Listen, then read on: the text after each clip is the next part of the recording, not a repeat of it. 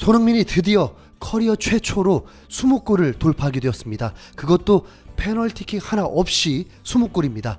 이는 프리미어리그에서 2017-2018 시즌 이후로 손흥민이 처음으로 페널티킥 없는 20골을 넣었습니다. 정말 자랑스럽죠. 손흥민의 득점까지는 너무 행복했는데 경기 결과는 양팀 모두 데미지가 있는 1대1 무승부를 기록하게 되었습니다. 안필드 스타디움에서 펼쳐진 리버풀 대 토트넘 빅매치, 양팀 모두 할 수 있는 베스트 라인업을 가동하면서 전쟁을 치르게 되었습니다. 토트넘은 이전과 다름없는 라인업으로 요리스 골키퍼를 필두로 로메로, 다이어, 데이비스, 로얄, 세세뇽, 호이베르, 벤탄쿠르, 콜리셉스키, 케인, 손흥민 이렇게 3-4-3 포메이션을 가동했고, 그리고 리버풀은 알리송 골키퍼, 아놀드, 코나테, 반다이크, 로버트슨, 핸더슨, 파비뉴, 알칸타라, 살라, 마네, 디아즈가 선발 출전했습니다. 경기는 예상대로 리버풀이 초반부터 압박하면서 토트넘을 긴장케 했습니다. 하지만 전체적으로 토트넘이 잘 대응하며 큰 위기를 겪지 않았습니다. 오히려 전반 7분 토트넘이 기회를 얻어서 케인이 손흥민에게 예리한 패스를 보내줬고, 알리송이 걷어냈지만 세컨볼을 벤탄쿠르가 재차 슈팅을 하면서 위협을 가하기도 했습니다. 토트넘의 가장 큰 위기는 전반 38분 코너킥에서 나왔는데 아놀드의 크로스에 반다이크가 헤딩을 하면서 골대에 맞게 되었습니다.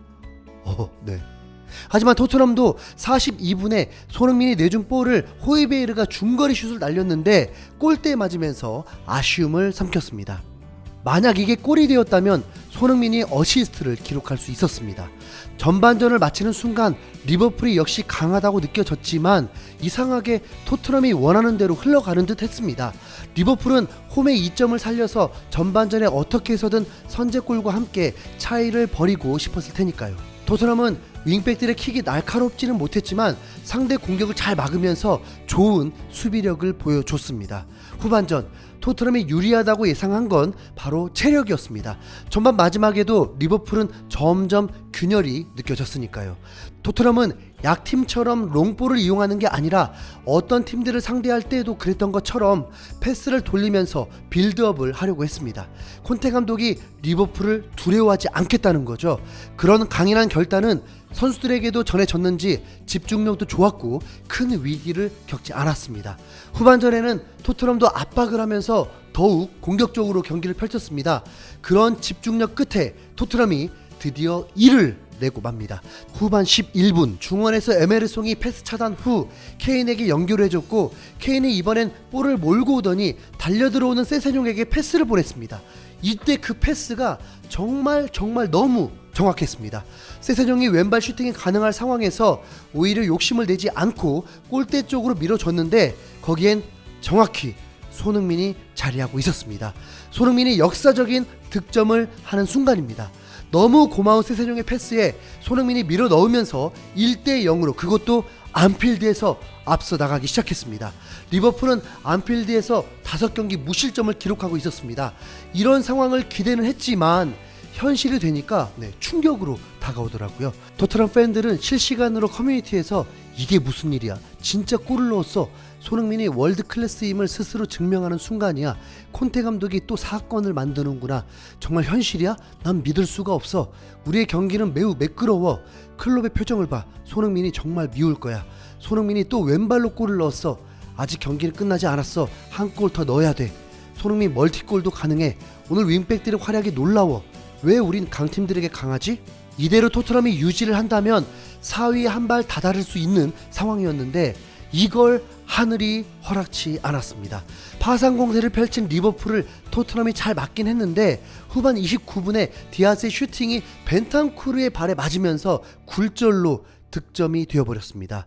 너무 순식간이라 정적이 흐르고 정지 상황이 되어버렸습니다. 이전까지 토트넘 벽이 정말 잘 세워지면서 6탄 방어를 보여줬는데 잘 막은 볼이 왜 골대로 들어가냐고요. 앞으로 15분이 남은 상황에서 다시 결과를 예측할 수가 없었고 패배할 수도 있다는 것도 고려해야 했습니다. 양팀 모두 어차피 패배와 무승부 모두 원치 않는 결과가 됩니다. 특히 리버풀은 더욱 리그 우승에서 멀어지게 되죠. 콘테 감독은 먼저 산체스를 투입했고 이후 윙크스를 투입했고 마지막 종료 3분 전에는 베르바인을 투입했는데 이때 손흥민을 교체했습니다. 너무 아쉬웠는데 베르바인은 마지막에 두 번의 기회가 있었는데 한 번은 더 욕심내다가 슈팅 찬스를 놓쳤고 마지막 결정적인 크로스가 왔을 때는 골대 앞에서 하필 호이베르가 먼저 차단을 하면서 기회를 또 놓치고 말았습니다. 호이베르 오늘 경기 너무 잘해줬는데 마지막에 왜 거기에 있는지 너무 아쉬웠습니다. 이 또 다른 결승전 같은 명승부는 이후에 골이 나오지 않았고 최종 1대1로 마무리가 되었습니다. 토트넘은 올 시즌 리그 1, 2위 팀을 상대로 모두 무패를 기록하는 저력을 보여주었습니다. 맨시티를 상대로는 모두 승리하고 리버풀을 상대로는 모두 무승부를 거두었습니다. 이번 리버풀 경기는 더구나 전체 선수가 15명밖에 없는데도 이뤄낸 성과였습니다. 거기다 이 4경기에서 손흥민은 모두 공격 포인트를 기록하는 3골 2어시스트라는 놀라운 기록으로 강팀의 강한 월드 클래스임을 보여주었습니다. 맨시티 개막전에서 결승골, 리버풀과의 전반기의 극적인 동점골, 맨시티와의 후반기의 멀티 어시스트, 그리고 안필드 원정에서 선제골을 넣었습니다. 손흥민의 모든 경기는 역사가 되고 있는데 리그 20골이라는 대기록으로 아시아의 또 한 획을 긋게 되었습니다.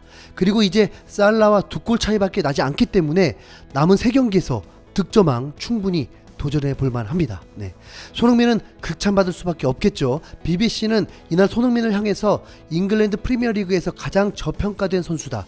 이는 절대 가십이 아니다. 손흥민은 골을 넣었고 아마도 리버풀의 리그 타이틀과 4관왕 도전을 정리했다. 이렇게 전했습니다.